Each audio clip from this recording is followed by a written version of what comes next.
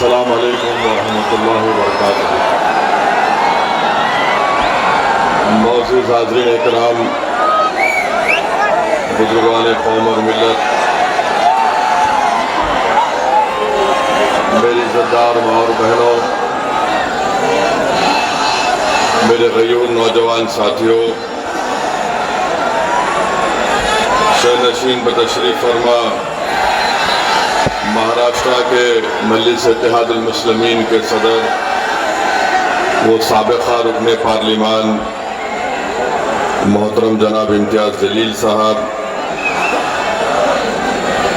मोहतरम जनाब फ़ारूक शाब्दी साहब, सदर मुंबई मजलिस इत्तेहादुल मुस्लिमीन, साबिक़ा रुकने असम्बली वो तर्जुमान कौमी तर्जुमान मजलिस इत्तेहादुल मुस्लिमीन जनाब वारिस पठान साहब, जनाब समीर साजिद साहब, जनाब अतीफ़ अहमद साहब, मोहतरम जनाब सैयद मोइन साहब, डॉक्टर परवेज़ अशरफ़ी साहब, जनाब सरफराज जागीरदार साहब, यूथ लीडर जनाब अंजर खां साहब, सनाउल्लाह खां साहब, और मैं अपनी जानिब से मेरे भाई जनाब समद खान साहब का, शहबाज हाजी साहब का, खालिद शेख साहब का और समीर शेख साहब का जो आज मजलिस इत्तेहादुल मुस्लिमीन में शामिल हो रहे हैं, उनका दिल की गहराइयों से उनका खैर मुक़द्दम करता हूँ और मैं अल्लाह से दुआ करता हूँ कि इनकी मजलिस इत्तेहादुल मुस्लिमीन से शमूलियत ना सिर्फ मजलिस को मजबूती अता करेगी अहमदनगर में, बल्कि इंशाअल्लाह ताला पूरे अहमदनगर में एक इत्तेहाद की फ़िज़ा और मजबूत होगी। अज़ीज़ान मिल्लत इस्लामिया, हमारे दाइस पर बैठे हुए हमारे दलित लीडर्स भी हैं, मजलिस के ज़िम्मेदार हैं, प्रभाकर पर्दे साहब और तमाम उनका भी शुक्रिया अदा करता हूँ, आपका शुक्रिया अदा करता हूँ कि आप यहाँ पर आए, और मैं एडमिनिस्ट्रेशन का भी शुक्रिया अदा करता हूँ कि उन्होंने मुझे यहाँ पर आने की इजाज़त दी। और अल्लाह का बड़ा करम है कि मैं एक लंबे अरसे से आपके दरमियान में आना चाहता था। अज़ीज़ान मिल्लत, मुझे जब मैं यहाँ पर आया तो मुझे हमारे मजलिस के ज़िम्मेदारों ने कहा कि सर ये अहमदनगर ज़िले के ज़िम्मेदार लोग हैं, तारीख़ी लोग हैं, जिसमें मलिक अंबर का नाम है, रजनीकांत अरोले जो मैग्सेसे अवार्ड विनर है, जॉन बर्नबस हैं, चांद बीबी है, माधव दंडत्वे है, अन्ना हज़ारे हैं, ऐना लेविनस जो एजुकेटर हैं, बहराजी नायक जो मराठा फ़ौज के इंटेलिजेंस के चीफ थे, पोपटराव बागोजी पवार साहब हैं, क्रिकेटर अजीका रहाणे हैं, आनंद ऋषि जी हैं, और फिर यकीनन यहाँ की सरज़मीन पर हज़रत शाह शर्फ़ी जी की दरगाह रहमतुल्लाह अलैह की, और जिसके ताल्लुक़ से आप जानते हैं कि छत्रपति शिवाजी महाराज के दादा जनाब, उन्होंने जब उनको दो फर्जंद हुए थे तो उनको अक़ीदत थी हज़रत से बुज़ुर्ग से शाह शरीफ रहमतुल्लाह अलैह से, तो उन्होंने अपने दोनों फर्जंद का नाम, एक का नाम शाहजी रखा, एक का नाम शरीफ जी रखा। मगर अहमदनगर के नौजवानों को एक और बात बताना चाहता हूँ, ये शहर 3 और लोगों के नाम से भी याद किया जाता है। एक का नाम है नारायण आप्टे, विष्णु करकरे और मदन लाल पाहवा। आप जानते इनका कनेक्शन क्या है अहमदनगर से? कितने लोग नहीं जानते? हाथ उठाओ। दाइस पे आप जानते? तो इनका तारुफ कराता हूँ आपको। जब महात्मा गांधी का कत्ल हुआ था 30 जनवरी को बापू को उनके जिस्म में 3 गोलियां मारी गई थी और उन लोगों को जो गिरफ्तार किया गया था और जिनको सजा दी गई थी उसमें नाथूराम गोडसे थी, फांसी दिया गया। नारायण आप्टे को भी सजा दी गई जो इस शहर का था, और गोपाल गोडसे को जेल में सजा हुई, गोडसे के भाई विष्णु करकरे और मदनलाल पाहवा। तो ये लोग भी अहमदनगर से ताल्लुक रखते थे। कौन? नारायण आप्टे, विष्णु करकरे, मदनलाल पाहवा। तो लोगों, अभी हम इतने लंबी तकरीरें सुन रहा था मैं हमारे साथियों की, वो अपने अपने तरीके से जो लोग अहमदनगर की इस पुरअमन फिजा में अपना जहर उगल रहे हैं, जिनके तकारीर से हम जानते हैं, मगर ये नई बात नहीं है। नारायण आप्टे कौन थे? महात्मा गांधी के कत्ल का मुल्जिम। विष्णु करकरे नगर का। मदनलाल पाहवा कौन थे? ये जहरीले उस वक्त भी थे। इससे अहमदनगर की पाकी खत्म नहीं होती है, मगर तारीख में अगर हम जाकर देखेंगे तो नारायण आप्टे ने क्या किया था, ये जितने बापू को कत्ल करने के साजिश में एक्यूज थे, ये तमाम के तमाम गंदे किस्म के इंसान थे, बिल्कुल थर्ड रेट। माने नारायण आप्टे ने एक डॉक्टर की बेटी, उसका नाम मनोरमा था, उससे इश्क लड़ाया। यहीं की बच्ची थी, ये फर्गूसन कॉलेज मशहूर पुणे का, वहां से पढ़ के आकर अमेरिकन मिशन स्कूल नगर में पढ़ाता था। कौन? नारायण आप्टे। तो यहां पर इनकी आशिकी हो गई मनोरमा से, और मनोरमा ये समझ रही थी कि नारायण आप्टे मुझसे इतनी मोहब्बत करता है कि मेरे बगैर रह नहीं सकता। वो बंबई, उस वक्त बंबई था, वहां जाकर मनोरमा से मिलते थे, और किरदार का बिल्कुल गंदा आदमी। उसके साथ साथ एक विष्णु करकरे थे। विष्णु करकरे को उनका दोस्त हो गया मदनलाल पाहवा। ये मदनलाल पाहवा उस वक्त मौजूदा पाकिस्तान से भागकर बंबई से नगर को आए थे, और नगर को आकर मदनलाल पाहवा ने उस वक्त के मुसलमान जो फ्रूट्स बेचते थे, मेवा बेचते थे, उनको मारता था और बॉम्ब भी फेंकता था। आपको शिकायत है कि भाई बात सियासी लीडर भी है। आपको जानकर हैरत हो गई कि नारायण आप्टे उस वक्त के अहमदनगर के म्युनिसिपल का इलेक्शन भी जीता था, उस वक्त का इलेक्शन जीता था। अब ये मदनलाल पाहवा क्या किया, औरंगाबाद में एक बहुत बड़ी तवाइफ थी, उसकी बेटी से इश्क करना शुरू कर दिया, मगर वो बच्ची तवाइफ नहीं थी। उसका नाम क्या था? उसका नाम था शिवांती। नामा याद रखो नौजवानों, तुम लोगों खाली गंदे किस्म के गाने, पिक्चर के नाम याद, इनको याद रखो। मैं जो बाद में आखिर में कहूंगा तुमको समझ में आएगा। तो इन्हों क्या किए, नारायण आप्टे बोले नहीं शादीशुदा है, इन्हों मनोरमा को धोखा दे दिए। क्या किए? मनोरमा को धोखा दिए, और वो बेचारी मनोरमा एक वक्त सावरकर से भी मिली थी। ये कहीं रंगरलिया मनाने होटल को गए थे नारायण आप्टे और मनोरमा, तो वहां पर सावरकर से मिलकर उसने इस नारायण आप्टे को कहा कि ये तुम इससे मत मिलो, मगर वो मोहब्बत में दीवानी हो गई। बोलते ना मोहब्बत अंधी होती है, ये अंधी हो गई। उसके बाद ये मदनलाल पाहवा यहां पे, इसकी दोस्ती हो गई शिवांती से,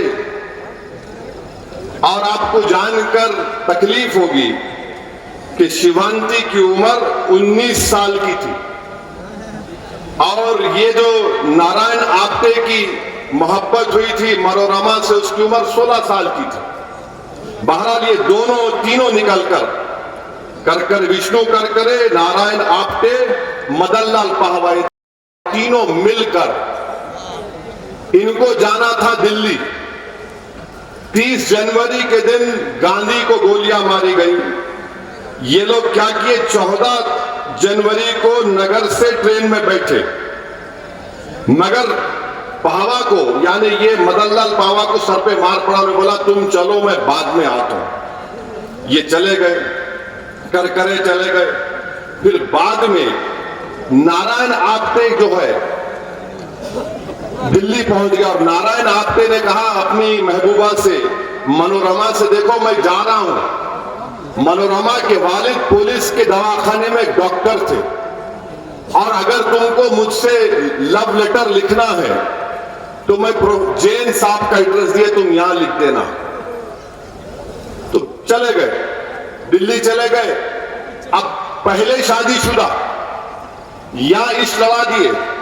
दिल्ली पहुंचने के बाद उनके चिचा बोले, मियां तुम्हारे से एक बच्ची है, तुम शादी करते क्या? बोले फौरन कर, तो बताओ, देख तो जाके। तो नारायण आप्टे जो है वहां चले गए।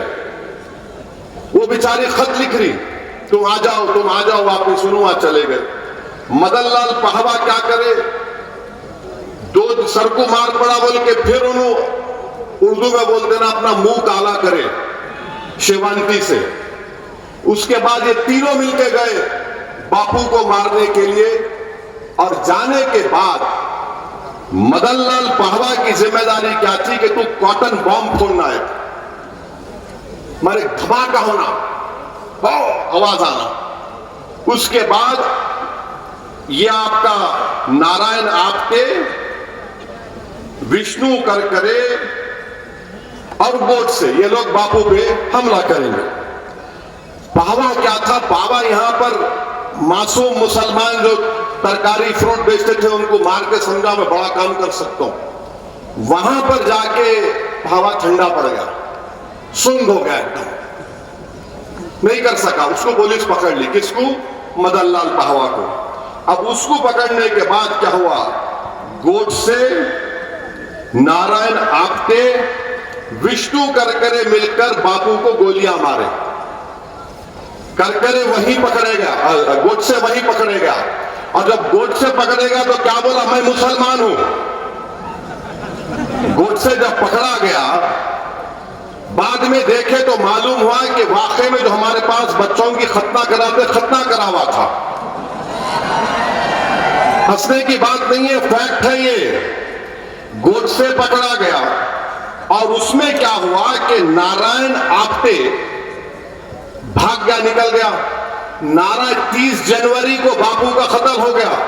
नारायण आप्टे वापस आकर शायद अहमदनगर में या बंबई में मनोरमा से रंग ले रहा था, मनोरमा से रंग ले रहा था। तो ये जो विष्णु करकरे पकड़ा गया, गोट से पकड़ा गया, उनसे पूछे तेरे साथ और कौन है, नाम बता। तो उसने बोल दिया कि भाई वो इसका नाम नारायण आप्टे है और वो एक मनोरमा लड़की से मोहब्बत करता था। तो पुलिस क्या करी, अच्छी पुलिस थी उस जमाने की, बहुत अच्छी थी, उनका कोई कंपैरिजन नहीं है, वैसी पुलिस नहीं थी। आज तो खैर माशाल्लाह कोई बात नहीं। तो वो लोग क्या किए, उसको बुलाए, मनोरमा के वालिद को, मनोरमा को बुला के बोले बोलो नारायण आप्टे कहां है। उन्हें परेशान, बापू को कत्ल करके आके मेरे से रंगलियां मराया। बोली देखो ये यहां पर इस हॉस्टल में उसका फोन आता है, वहां पर आप। तो पुलिस उस वक्त बैठी, सुन लिए, पकड़ लिया आप्टे को।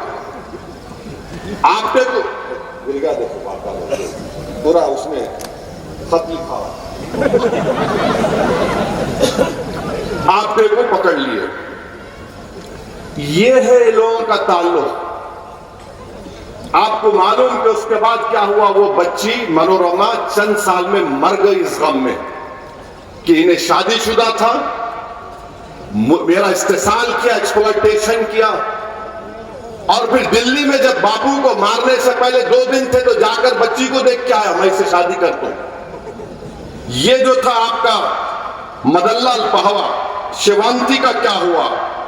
शिवांती जो है वापस जिस्म फरोशी करने पे चले गए इसके गम में कि इसने धोखा दिया मेरे को। और शिवांती मरी कब मरी? 1988 में शिवांती का इंतकाल हुआ।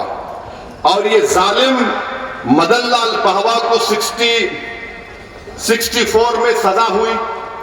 बाहर निकल के आया तो नाथूराम गोडसे के भाई गोपाल गोडसे ने उसकी शादी करा दी। आप समझे? ये जहरीले लोग हैं। ये लोग समझा नहीं सके बराबर, आपको मैं समझा रहा हूं। तो ये लोग अपने जिससे मोहब्बत का दावा करते उसको धोखा देते ये लोग, समझे आप? तो अब जो इनको रख के पाल रहे, बाबू होशियार रहो। जो इनको अब रख के बड़ा समझ रहे ना कि मेरा चाहने वाला है, ये किसके भी नहीं हो सकते। उस बच्ची की जिंदगी तबाह कर दिए। वो बच्ची जिस्म फरोशी पे चले गई, शिवांती। और आज आपको मैं बता रहा हूं, यही जहन आज हमारे भारत में है। नारायण आप पे मर गया, फांसी हो गई, गोडसे मर गया, फांसी हो गई। मगर याद रखो वो जो जहर है ना, वो आज भी है। और ये गोडसे के ताल्लुक से हिंदुत्व की ताकतें बड़ा उसको बहादुर समझती। कितना बहादुर था मैं बोलता हूं आपको। गोडसे एक बार बीमार पड़ा तो अस्पताल में डाल दिए। अपने अतराफ में 3-4 नर्सेस को देखा गोडसे। इतना डर गया क्योंकि वो दवाखाने में बीमार को तो कपड़े उतार के एप्रन पहनाते ना, तो गोडसे वो कपड़े पहन के भाग गया। नहीं नहीं नहीं, ये है गोडसे, ये है नारायण आप्टे, ये है विष्णु करकरे, ये है आपका मदनलाल पहवा। तो अहमदनगर से इन लोगों का ताल्लुक था, नारायण आप्टे का, विष्णु करकरे का, मदनलाल पहवा का, दत्तात्रेय परचोरे। ये ग्वालियर का आदमी अपनी बंदूक लाके दिया था किसको? गोडसे को। एक बूढ़े ज़ईफ गांधी को गोली मार के ये लोग बहादुर समझते। ये कमजोरों को गोली मारते, बहादुरों पर जुल्म करने की इनकी ताकत नहीं है। याद रखो मेरी बात को। ये कमजोरों पर जुल्म करते। 80 साल के बूढ़े को मारकर तुमने क्या हासिल किया? तुमने बहुत बड़ा काम किया क्या? तुमने ऐसे बड़े आदमी को। अच्छा हाँ, और एक चीज, अहमदनगर इसलिए भी मशहूर है कि यहां की जेल में नेहरू थे। नेहरू ने जेल में बैठकर डिस्कवरी ऑफ इंडिया को लिखा था। ये अहमदनगर की तारीख है, ये अच्छा भी है और ऐसे जहरीले भी थे। तो मैं आपको बताना चाह रहा हूं कि ये पस मंजर दिखाना जरूरी था ताकि आपको मालूम हुआ, नौजवानों को मालूम हो जाए। बीजेपी को याद है मगर बीजेपी भूल जाती, आरएसएस को पूरा याद है मगर उन्होंने भगवत दूसरी तरफ बात करते। तो मैं नौजवानों से अपील कर रहा हूं कि अहमदनगर की इस तारीख को याद करो आप, और डरने घबराने की जरूरत नहीं है। दूसरी बात, हमारा ईमान यह है कि हम रसूलुल्लाह सल्लल्लाहु अलैहि वसल्लम को दुनिया की तमाम चीजों से बढ़कर चाहते हैं। हमारा ईमान उस वक्त तक मुकम्मल नहीं जब तक कि असदुद्दीन ओवैसी अपने माँ बाप से ज्यादा, अपने बीवी से ज्यादा, अपने औलाद, अपने नवासा नवासी, अपने भाई बहनों से ज्यादा रहमतुल्लिल आलमीन सल्लल्लाहु अलैहि वसल्लम से मोहब्बत करना है। No compromise on that. आप हमारा पोस्टर निकाल लो, आप जो करते करो, मगर मेरा दुनिया में वजूद अगर है, मेरा शनाख्त है एक मुसलमान की, तो मोहम्मद सल्लल्लाहु अलैहि वसल्लम मेरा हर चीज वो है। अब नौजवानों, आपको शिकायत है कि जुल्म हो रहा है, याद रखो, जब हम मोहब्बत करते तो मोहब्बत की तारीख ये बता रही है नगर के नौजवानों।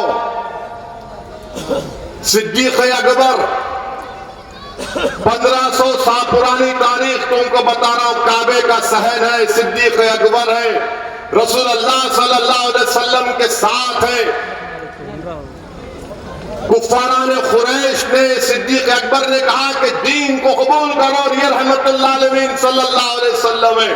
तो कुफारान खुरैश ने सिद्दीक अकबर को इतना मारा कि बाज़ रिवायतों में आया कि एक शख्स जो उद्बा बिन राबिया नाम था, वो तो अपना जूता निकाल कर, तो जब सिद्दीक अकबर बेहोश हो गए, अबू बकर सिद्दीक रज़ी अल्लाह ताला अन्हु, तो लोग ये देख रहे थे कि उनके चेहरे को देखकर ये नहीं कह सकते थे कि उनकी नाक कहां है, नाक पीछे है या आंख पीछे या सामने। बेहोश हो गए। जब सिद्दीक अकबर को होश आया तो पहला जुमला उनकी जबान से क्या निकला अपनी मां से, बताओ मोहम्मद सल्लल्लाहु अलैहि वसल्लम कैसे हैं, बताओ मोहम्मद सल्लल्लाहु अलैहि वसल्लम कैसे हैं। सिद्दीक अकबर की मोहब्बत गार में है, हिजरत कर रहे हैं। गार में सिद्दीक अकबर चले गए, बोले रसूल अल्लाह ठहरिए। अंदर गए, गार को साफ किया, सब सुराखों में पत्थर लगाए, बोले आकाए दो आलम आप अंदर आइए। एक सुराख दिखा, अपना पैर रख दिया, सांप था, सांप दस दिया। सिद्दीक अकबर के आंख में आंसू आए, आंसू गिरना शुरू हो गए। रसूल अल्लाह सल्लल्लाहु अलैहि वसल्लम ने पूछा सिद्दीक अकबर से, अबू बकर क्या बात है? कहा रसूल अल्लाह सांप ने मुझे डस लिया। सिद्दीक अकबर नहीं चाहते थे कि आकाए दो आलम सल्लल्लाहु अलैहि वसल्लम को कुछ तकलीफ हो। रसूलुल्लाह सल्लल्लाहु अलैहि वसल्लम ने लाब दहन लाया और सिद्दीक अकबर को शिफा हो। अब नौजवानों, तुम्हारे से एक सवाल है, 7वां आदमी कौन था जो इस्लाम कबूल किया? बताओ। इस पूरे मजमे में पूछो, मैं यहीं पर 5000 रुपए देके जाता हूं। 7वां आदमी कौन था जिसने इस्लाम को कबूल किया था? किसको मालूम? बगैर फोन में हजरत गूगल को देखे बोलना, जाके करेंगे। उनका नाम हजरत बिलाल था। हजरत बिलाल अबिसिनिया के थे। आज हमारे पास क्या है, बच्चे की शादी करने जाते, बच्ची गोरी है, कितना रंग साफ है उसका, बच्ची गोरी होना। हजरत बिलाल स्लेव थे, गुलाम थे। इतना जुल्म होता था उनके ऊपर कि उनके पीठ पर गरम रेत पर लिटाकर गरम गरम पत्थर हजरत बिलाल के सीने पर रख दिए जाते और बोलते बिलाल छोड़ दे इस्लाम को। तो पुकारते थे बिलाल, क्या अहद अहद अहद, यानी अल्लाह एक है। रसूलुल्लाह सल्लल्लाहु अलैहि वसल्लम सामने से गए और कहा बिलाल सबर करो।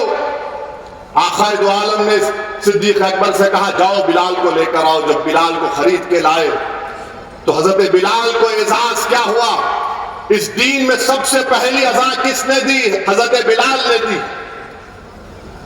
मक्का फतह हुआ, आकाए दो आलम ने कहा सब सहाबा है, किसको एजाज हासिल होगा कि अज़ान देंगे? आका ने फरमाया सल्लल्लाहु अलैहि वसल्लम, बिलाल चढ़ो काबतुल्लाह के ऊपर। हजरत बिलाल काबे के ऊपर चढ़ गए। बोले किधर रुख करके? तो बोले बिलाल मेरी तरफ रुख करो। हजरत बिलाल ने अज़ान दी, अल्लाह अकबर अल्लाह अकबर। और जब रसूलुल्लाह सल्लल्लाहु अलैहि वसल्लम पर्दा फरमाए, हजरत बिलाल मदीने में नहीं रह सके, चले गए कहां? सीरिया को चले गए। ख्वाब में रसूलुल्लाह सल्लल्लाहु अलैहि वसल्लम आए, बोले बिलाल तुम क्या हमको भूल गए? हजरत बिलाल को ख्वाब में आकर कहा बिलाल क्या तुम हमको भूल गए? हजरत बिलाल वापिस आए मदीने को। फिर इमाम हसन और हुसैन आकर उनसे कहा बिलाल नाना जान की अज़ान दो। हजरत बिलाल ने कहा नहीं दे सकता मैं। बोले नहीं है, हुक्म है हमारा। तो उन्होंने कहा कि आप आले रसूल हैं।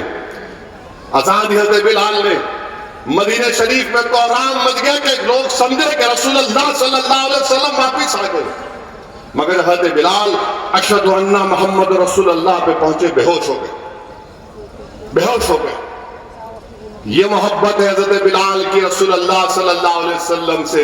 जब हजरत बिलाल की जिंदगी का आखिरी वक्त, तो उनकी बीवी ने कहा वाह हसना कि क्या गम का वक्त है।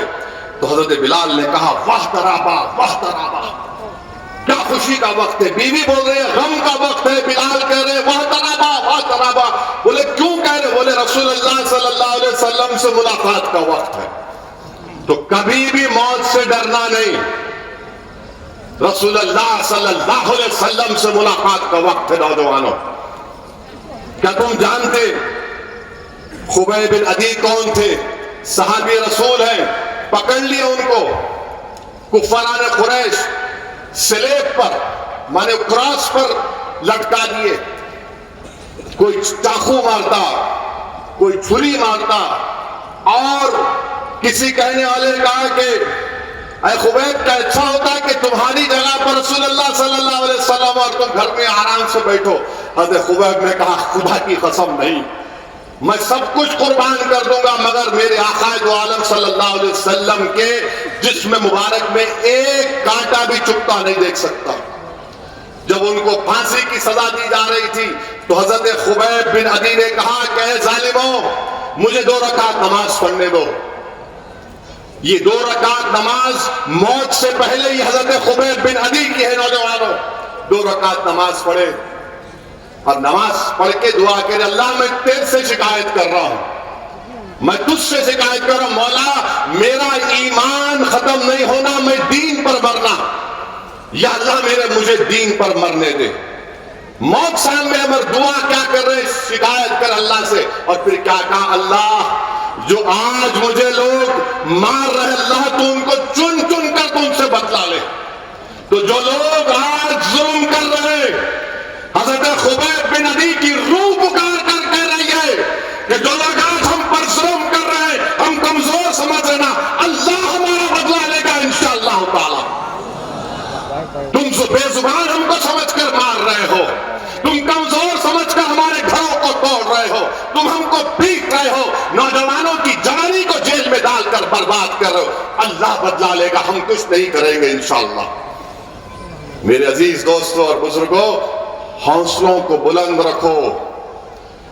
जब खुबैब बिन अदी पर जुल्म होता था तो एक सहाबी रसूल थे, सईद बिन अमीर का नाम था, वो सीरिया के गवर्नर बन गए। तो रातों में बाज़ वक़्त तो बेहोश हो जाते। फारूक आजम खलीफा थे, उनसे पूछा कि सईद बिन अमीर क्या है? बोले मैं उस वक्त खुबैब बिन अदी के पर जुल्म किया जाता था, देखता हूं तो बेहोश हो जाता हूं। तो तुम समझ रहे अल्लाह नहीं देख रहा है? और आप हम समझ अल्लाह देख रहा मेरे भाई, अल्लाह सब कुछ करने वाला है। और अगर तुम्हारे दिल में जरा सा भी ये ख्याल पैदा है, यार बड़ी बेबसी है यार, बड़ी बेबसी है यार, क्या हो रहा है ये? मेरे दोस्त, गज़ा को याद करो, 65,000 शहीद हो गए। कितने? 65,000 गज़ा में शहीद हो गए। और क्या बोल रहे हैं? मरने को तैयार है मगर जालिम के आगे झुकने को तैयार नहीं है। गज़ा की माए अपने बच्चों को उठा कर कह रही है कि बेटा जा, बेटी जा। जब रसूलुल्लाह सल्लल्लाहु अलैहि वसल्लम के पास जा तो जाकर शिकायत करना कि दुनिया अंधी हो चुकी थी, हमारे कत्ल को नहीं देख रही थी। बाप नौजवान बच्चे की लाश की तरफ देख कर कह रहा है बेटा जा, रसूलुल्लाह सल्लल्लाहु अलैहि वसल्लम को मेरा सलाम कहना और कहना कि मैंने अपने बेटे को कुर्बान कर दिया। मौजूदा दुनिया में अगर करबला की तारीख कहीं पर दोहराई जा रही है तो गज़ा में दोहराई जा रही है। मेरे अजीज दोस्तों और बुजुर्गों, हिम्मतों को बुलंद रखो। ये दुनिया दारुल अमल है, ये जन्नत नहीं है, दारुल अमल है। ये अमल करना है नौजवानों, हिम्मत से काम करना है। हौसलों को बुलंद रखो। लाख मसाइब और मुश्किलात आ जाए, तुम्हारी ताकत तुम्हारा इत्तेहाद है। अहमदनगर के लोगों, अपने इत्तेहाद को टूटने मत दो। ये सब कोशिशें क्या की जा रही हैं कि तुमको एक मोतिया पुरो देना, मोतिया को उस तरह तुम्हारे को तोड़ के बिखर दिया जाए। तुम मुत्तहिद रहो, अल्लाह इंशाअल्लाह ताला हमारा हामी और नासिर है। हमेशा याद रखो, हमेशा याद रखो, अल्लाह हमारे लिए काफी है। हस्बुनल्लाहु निअमल वकील, हस्बुनल्लाहु निअमल वकील। इस चीज को अपने दिलों में बिठा लो नौजवानों। और रसूलुल्लाह सल्लल्लाहु अलैहि वसल्लम से जब मोहब्बत का दावा कर रहे तो मस्जिदों को आबाद रखो, अपने माँ बाप से अच्छा सलूक करो, अपनी बीवियों पर हाथ नहीं उठाना। अगर बीवी गुस्सा भी करती तो मेरी शादी हो गई करीब 30 साल हो गए, तो कामयाब शादी का राज यह है जो शादी करने वाले हैं ना जो नहीं करे। अब जो नहीं करे उन्हें बहुत ऊपर चले गए आजकल, या करके छोड़ दिए होंगे, क्या है छोड़ो। मगर अगर शादी करे बीवी गुस्सा भी करे तो बोलना ओहो रहमत बरस रही, आज नीचे मुंडी कर, कभी आर्ग्यू नहीं करना, इसमें कामयाबी है। अपनी माओं पर रहम करो, अपने ज़ईफ माँ बाप पर रहम करो, इस माशरे की बुराइयों का खात्मा करो, पड़ोसियों पर रहम करो, चाहे तुम्हारा पड़ोसी हिंदू हो, मुसलमान हो, सिख हो। ये रसूलुल्लाह सल्लल्लाहु अलैहि वसल्लम की सुन्नत है। अब चौथी बात यह है कि यहां पर तूफान आया, नगर में करीब 16 लाख फसल की जमीन बर्बाद हो गई। हम पूछना चाह रहे हैं, हाँ उससे पहले आइल ऑफ मोहम्मद के ऊपर एक वाकया याद आया। एक सैयद मोहम्मद मेहदी साहब हिस्टोरियन है, उनकी किताब है। उनके किताब के शुरुआती सफात में उन्होंने एक वाकया लिखा, बहादुर शाह जफर। कौन है बहादुर शाह जफर, जानते आप? कितने जानते, हाथ उठाओ। अरे तुम ना पढ़ रहे नहीं, खाली अब घुस जाता अंदर मुंह में फोन तुम्हारे। बहादुर शाह जफर आखिरी बादशाह, 83 इयर्स ओल्ड। जब पूरे हिंदू मुसलमान आके बोले आपका झंडा लेकर मुल्क को आजाद करवाएंगे अंग्रेजों की गुलामी से, खैर वो कोशिश कामयाब नहीं हो सकी, मैंने बाद में हुई। तो बहादुर शाह जफर को मालूम था कि अंग्रेज आकर उन्हें गिरफ्तार करेंगे। क्या किए, रात के अंधेरे में निकलकर हजरत महबूब सुबानी निजामुद्दीन औलिया के पास चले गए, उनके आस्थाने पे गए और खूब रो रहे थे कि अल्लाह हम कोशिश की, हम कामयाब नहीं, खूब रो रहे थे। अंग्रेजों से इस मुल्क को आजाद नहीं करवा सके। तो उस वक्त निजामुद्दीन औलिया की दरगाह पर एक शख्स था, उसको बोले देखो कल अंग्रेज मुझे पकड़ लेंगे, शायद मार भी देंगे, मैं तुम पे अमानत दे रहा हूं, तुम उठा के रखोगे ना यहां पर। उस निजामुद्दीन औलिया दरगाह के खादिम ने बोला क्या है वो अमानत? तो बोले देखो हमारे सल्तनत मुगलिया में एक अमानत 400 साल से चली आ रही, वो अमानत मेरे पास है, मैं तुमको तुम्हारे हवाले कर रहा हूं, उसके बाद मेरा खातिमा है। बोले क्या है? बोले ये रसूलुल्लाह सल्लल्लाहु अलैहि वसल्लम के 3 मुंह मुबारक है, 3 बाल है, मैं आपको देके जा रहा हूं। ये अपने नबी रसूल से मोहब्बत थी बहादुर शाह जफर को। अमानत समझे वो रसूलुल्लाह सल्लल्लाहु अलैहि वसल्लम के मुंह मुबारक को, बोले ये लो रख लो। ये आज भी रबीउल अव्वल के महीने में निजामुद्दीन दरगाह में रसूलुल्लाह सल्लल्लाहु अलैहि वसल्लम की ज़ियारत, मुंह मुबारक की ज़ियारत होती है। तो याद रखो आई लव मोहम्मद बोलना आसान है, पोस्टर उठाना यकीनन तुम्हारी हिम्मत की मिसाल है, जबान से पुकार कर कहना वो तुम्हारा ईमान है। मगर अगर आशिक हो तो जिससे इश्क करते हो उस पर सब चीज फना कर देना।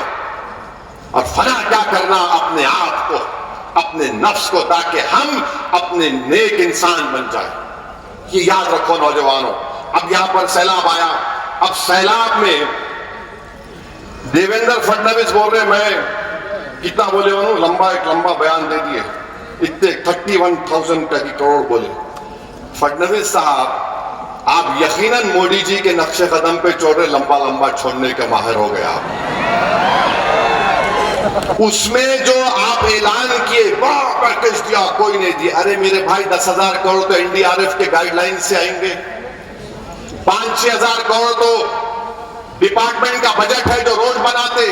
और अफसोस की बात यह है कि जो किसान अपनी जमीन खो दिया, देखिए जब किसान ज़िराअत करता तो वो मिट्टी होती, माटी होती, उस पे बीज बोता, वो तक बह गई।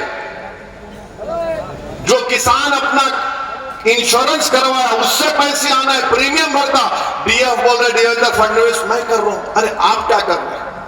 आपसे मुतालबा करते कि पूरे महाराष्ट्र के किसानों का 30 लाख एकड़ बर्बाद हो गई, उनका लोन माफ करो। आप जाओ बैठो प्रधानमंत्री, आपका प्रधान के पास बैठकर कहो कि 30 लाख एकड़ जमीन बर्बाद हो गई किसानों की, लोन माफ करो, लोन वेवर करो, वेट ड्रॉट डिक्लेयर करो। और ये तुम मत बोलो देवेंद्र फडणवीस, जब तुम लीडर ऑपोजिशन थे तुमने उद्धव ठाकरे को खत लिखकर यही बात कही थी जो आज ओवैसी कह रहा है। ये किसानों से होना चाहिए। पांचवी बात यह है कि आपके शहर में बहुत से मसाइल हैं। नई गांव सूबे में साफ पानी नहीं आता, अस्पताल एक ही है और उसमें कुछ सहूलतें नहीं है। और फिर आप देखते हैं कि दलितों पर जुल्म बड़ा हो रहा।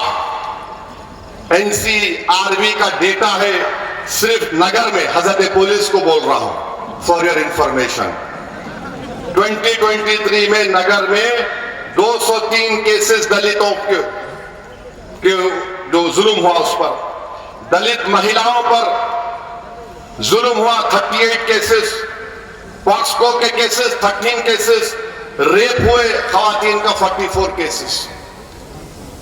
उत्तर प्रदेश जहां पे और एक बाबा है, गोली मारो बटेंगे तो कटेंगे, सबसे ज्यादा दलितों पर जुल्म उत्तर प्रदेश में हुआ। 15,100 के ऊपर केसेस यूपी में है, 15,000 केसेस। और बोलते बटेंगे तो कटेंगे, ठोक दो, गोली मार दो, बुलडोजर चला दो। और इसका नतीजा क्या निकला कि भारत के सुप्रीम कोर्ट के चीफ जस्टिस, दूसरा दलित जज, उसके कोर्ट में एक 72 ईयर ओल्ड बुड्ढा आकर जूता निकालकर हमारे सुप्रीम कोर्ट के जज के इजलास में जूता फेंकता है और कहता है कि सनातन धर्म का अपमान हिंदुस्तान में नहीं सहा जाएगा। अरे उसका गवाही साहब, सुप्रीम कोर्ट के दूसरे दलित जज जूता उठाकर फेंकना वो पूरी अदालत की तौहीन है। कहां है वो कोर्ट, कहां है वो वकील जो आज एहतजाज क्यों नहीं कर रहे? अगर तुमको दलितों से मोहब्बत नहीं तो क्या तुम सुप्रीम कोर्ट की अजमत के कायल नहीं हो? तुम क्यों हड़ताल नहीं कर रहे? तुम क्यों प्रोटेस्ट नहीं कर रहे? इसलिए नहीं कर रहे तुम क्योंकि एक दलित के ऊपर एक बड़ा आदमी जूता उठाकर फेंका। और ये चीफ जस्टिस के पिताजी जब बाबा साहेब अंबेडकर हिंदू धर्म को छोड़कर बुद्धिस्ट धर्म को इख्तियार कर रहे थे तो उनके वालिद वहां पर मौजूद थे। आप बताइए कौन इन लोगों को रेडिकलाइज कर रहा है? मैं एक पोस्टर उठाता हूं, no they are getting radicalised, but what about a damn 70-year-old man? एक 70 साल का बूढ़ा, उसको कौन रेडिकलाइज किया बोलो? और बोले कि बरेली में बुलडोजर क्यों, बुलडोजर का जजमेंट गवाही साहब दिए थे, ओरल ऑब्जर्वेशन था, कोई ऑर्डर पास नहीं हुआ तो सनातन धर्म का अपमान नहीं सहेंगे। अरे फर्क यह है जो संविधान को मानते, उनमें फर्क यह है कि अगर हमारे खिलाफ भी जजमेंट आया, आपको मालूम 6 दिसंबर को बाबरी मस्जिद शहीद हुई थी, याद है? याद है? याद है या वो भी भूल गए नौजवानों? तुमको मालूम उस क्रिमिनल केस का जजमेंट क्या आया? जजमेंट क्या है कि कोई भी मुजरिम नहीं है, not a single dam person was convicted. ऐसे एक आदमी को सजा नहीं। हमने कहा ठीक अदालत है, सुप्रीम कोर्ट का जजमेंट आया, बाबरी मस्जिद नहीं है आपकी। हमने कहा मुत्तफिक नहीं है, सुप्रीम कोर्ट इज सुप्रीम। हमने कहा बताओ आज आप क्या हो रहा हमारे देश में? एक दलित सुप्रीम कोर्ट का चीफ जस्टिस बन गया, मगर ये जालिम लोग, ये कास्टिस्ट लोग, ये जहर है, ये बर्दाश्त नहीं करेगा। एक दलित उस मुकाम पर पहुंच गया। मैं महाराष्ट्र के दलित भाइयों से कह रहा हूं, भारत के दलित भाइयों से कह रहा हूं, देखो, पहचानो, ये जहर नहीं तो क्या है बताओ? और मोहन भागवत बोलते हैं हम कास्टिज्म को खत्म कर देंगे। अरे मोहन भागवत, आप तो मुंह नहीं खोले। प्रधानमंत्री के मार दिए, बोल दिए। मेरे भाई, ये हमारे दलित भाइयों के साथ हो रहा है। कमजोरों को कमजोरों के साथ रहना चाहिए, उनके गम को समझना चाहिए, उनकी तकलीफ को अपनी तकलीफ समझनी चाहिए। ये जुल्म है सुप्रीम कोर्ट में। अच्छा, पुलिस कुछ नहीं कर रही, दिल्ली पुलिस माशाल्लाह, नहीं कंप्लेन नहीं आया, क्या करेंगे? अच्छा, कंप्लेन देना आपको, क्या बात है। अब फिर आप आ जाइए मुद्दे पे कि यहां पर मैं आया, पिछले बार हम क्यों नहीं आए? इसलिए नहीं आए क्योंकि यहां पर छोटा सा वाकया हुआ। पुलिस को बोली आ जाओ, मैं बोला नहीं, बच्चे गिरफ्तार हुए, उनके माँ बाप तकलीफ में होंगे, शहर को पुरअमन रखना है, मैं जलसा बाद में करूंगा। इम्तियाज जलील साहब, हमारे रुकने बल्दिया साहब नाराज भी हो गए, क्या असद भाई टाइम लेके नहीं आए। मैंने कहा नहीं, शहर का अमन हमारे लिए सबसे बड़ी चीज है, आज जलसा करने आया तो कोई परेशानी की बात नहीं है। मैं आपसे वादा करके जा रहा हूं, इंशाअल्लाह ताला दोबारा जब इलेक्शन में आऊंगा तो मुकुंदा नगर में पदयात्रा करूंगा, घर घर जाके तुम लोगों से मिलूंगा इंशाअल्लाह ताला। हर गली कूचों में जाऊंगा, तुम्हारा घर मेरा घर है, मेरा भी तुम पे उतना हक है, मैं आपके पास दोबारा आऊंगा। और ये लोग ये सब बड़ी बड़ी बातें करते, भाई फिक्र मत करो, मैं सुन सुन के कान पक गए मेरे।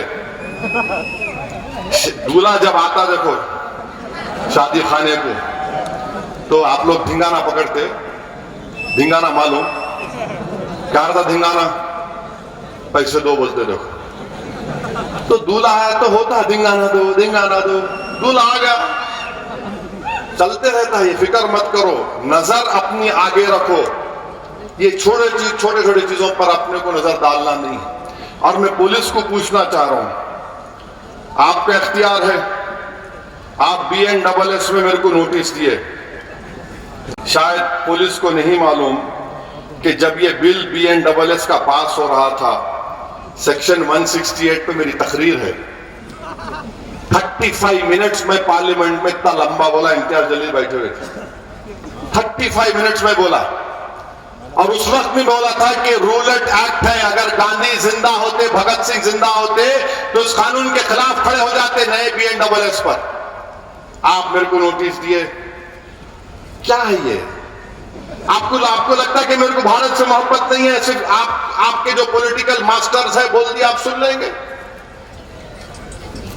जो ऑपरेशन सिंदूर के बाद भारत का ग्रुप गया था, मैं भी गया था, बहरीन में गए थे, बहरीन में एक थिंक टैंक है, आप बोल रहा हूं सुनो, थिंक टैंक बड़ा थिंक टैंक है, वहां पर बैठे हुए अरब ने कहा कि भारत ने फलस्तीन पर अपना पॉलिसी बदल दी। ये कैसे हुआ? हमारे ग्रुप लीडर मेरी तरफ देखे, मेरा ठहरो बोलता हूं मैंने उनसे पूछा कि हम भारत में बैठ के आपसे पूछना चाह रहे, आप तो पड़ोस में हैं, हम तो दूर हैं, आप क्या कर रहे हैं? आप तो बिल्कुल 40 मिनट्स का भी फ्लाइट नहीं है आपको, लोग भूखे मर रहे, आप क्या कर रहे?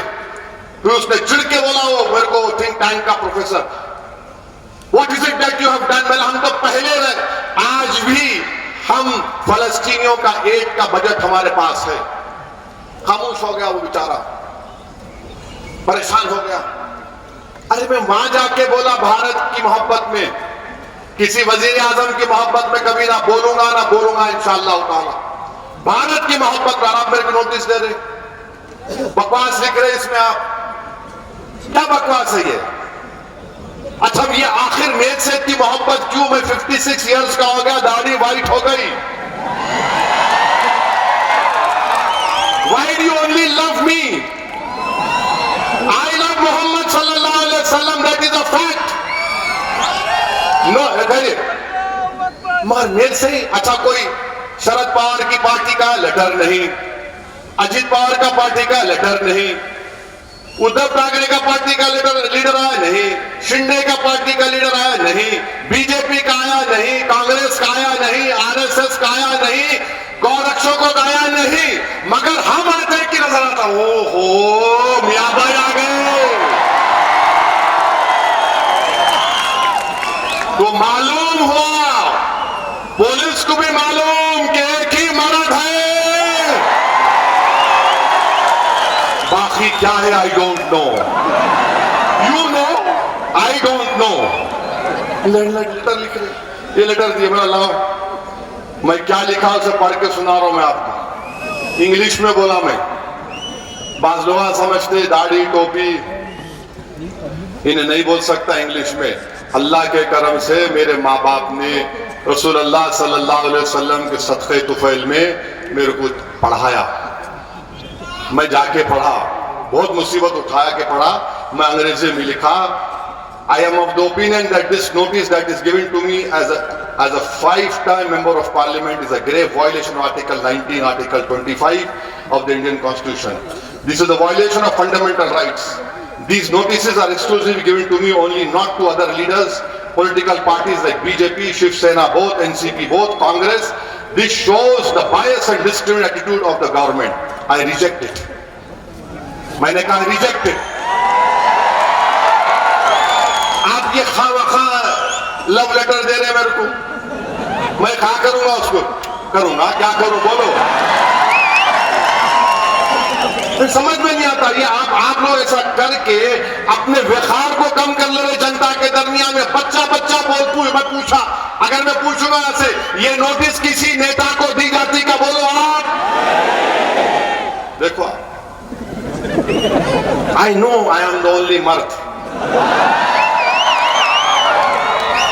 और तुम याद रखो, मैं दुश्मन था हमेशा नाथूराम गुडसे के आइडियोलॉजी का, दुश्मन रहूंगा, नारायण आपते विकास पावा और वो करेगा। मेरे अजीज दोस्तों और बुजुर्गों, हम भारत के प्रधानमंत्री को भी बोल रहे हैं, कितने 5 मिनट है अभी,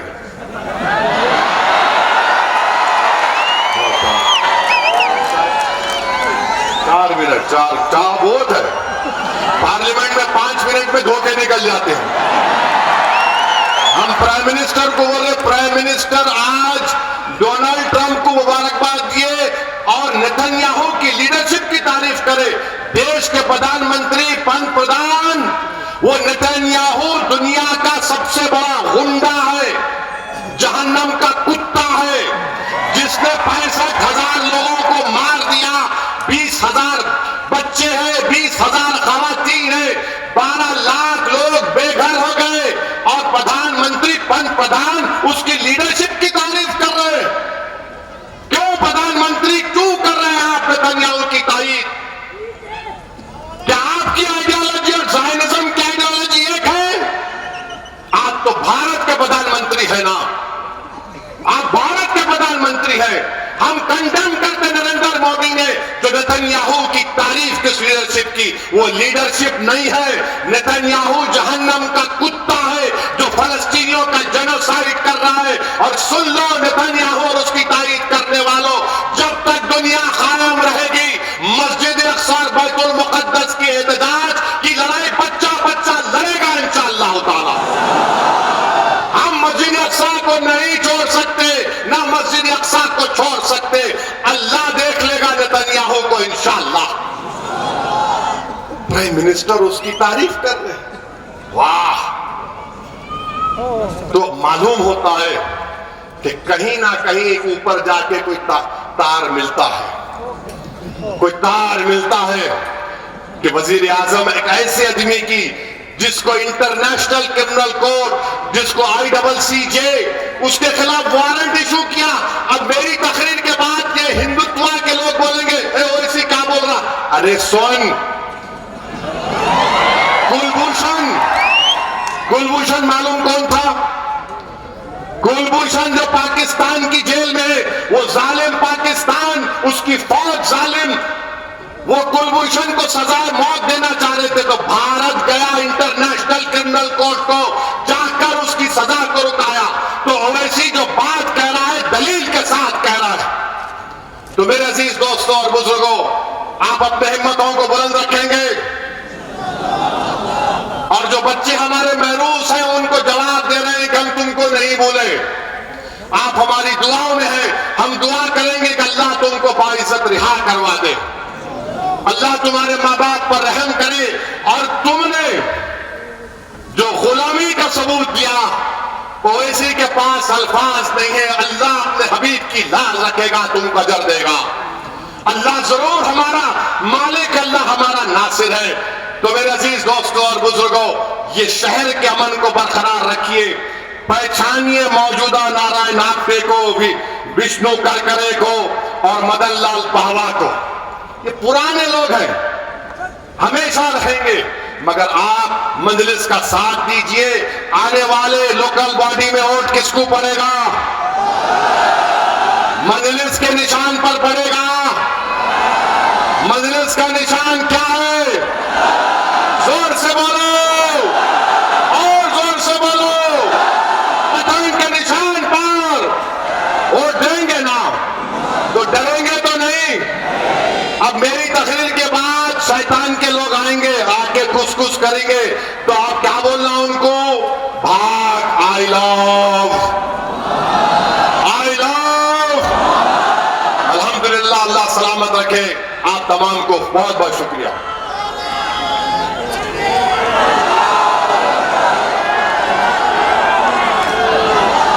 जिस तरह असद साहब ने सिर्फ मुसलमानों